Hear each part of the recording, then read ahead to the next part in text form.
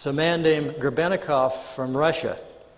Grebennikov was kind of a non-conventional scientist. He was an entomologist, did a lot of work with bugs, entomology.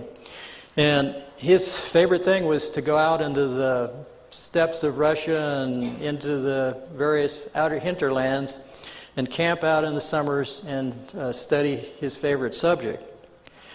And on one of these expeditions, he started seeing some weird effects. This is all explained in great detail on the AchilleNet site if you type in Grebennikov and his flying box or gravity platform. But anyhow, the result of this was to show that he found a certain bug that didn't fly, it levitated. And this was, he'd put this bug into a little vial or something, and he saw this vial jumping up off the lab table, jumping up and down. And of course, this is patently impossible based on any time of normal physics. So he got into this, and he found out that the bug wings themselves were creating an anti-gravity phenomena under certain conditions. And of course, what we have here, if you analyze, I think I found the bug. It's actually a beetle. And if you analyze this bug structure, you see a hexagonal pyramid structure array throughout the entire bottom wing of this bug. Turns out that beetles have two wings. The top wing is called a wing cover, and what the beetle does is it lifts this wing cover up, and then it flips out its lower wings, or inner wings. Now the bug cover protects the inner wings, but when it gets excited or something, it flips these other wings out, and it flaps these other wings, and the inner wings flap a little, and this beetle goes gyrating around. They can't fly very good, but they sure levitate great, I guess. And anyway, he took a whole bunch of these bug wings, and he glued them to like a Venetia blind structure, and he put it into a little platform he built. So they were all, these bug wings were all covered in here. And he used I theorize he used the wing covers as well as the inner wing itself. There's also a kind of a handlebar on this thing with some controls. You can see the thing a little better here in detail. The controls, I think, had to be manipulated continuously and probably vibrated to create the same action that the bug was doing. There was also down at the base some kind of a lever, which I suspect controlled the amount of lift he was getting out of this thing.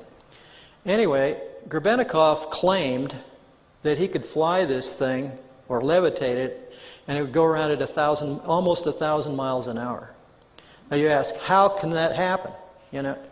Well, he said that there was an energy field that built up around this thing due to this gravity field building up in the platform, and by this thing building up, it built out a force field that basically surrounded him and protected him from the local environment. So even though he was flying at 1,000 miles an hour, you could go, you could be wearing your Sunday best suit and not get it flutter a bit at 1,000 miles an hour. I'm not sure I'd want to stand on something going 1,000 miles an hour that's 2 feet square. But this picture here shows him sitting on the ground, and these pictures are much better if you get on the AchilleNet site. This is the platform with him on it about 3 to 6 feet above the ground, because here's the shadow here down below.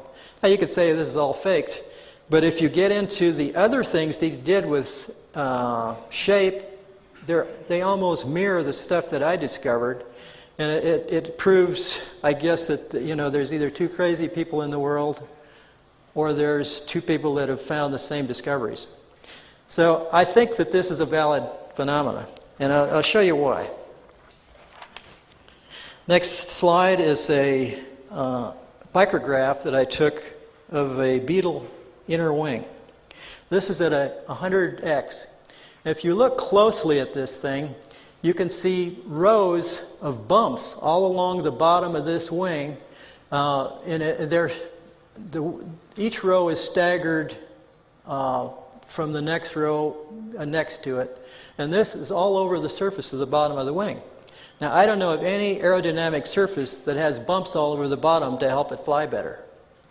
If you blow this up to 430x, you can start to see some of this microstructure of the cells that form where these bumps are.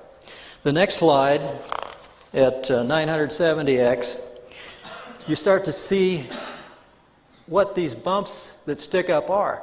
They're hairs, look like hairs or fibers that grow out of the center of these hexagonal cells. And of course, this harkens back to my basic shape power discovery, is that each one of these, because of their shape going down to a point, is creating a magnetic field. And remember, a magnetic field is a rotating piece of vortex in the ether.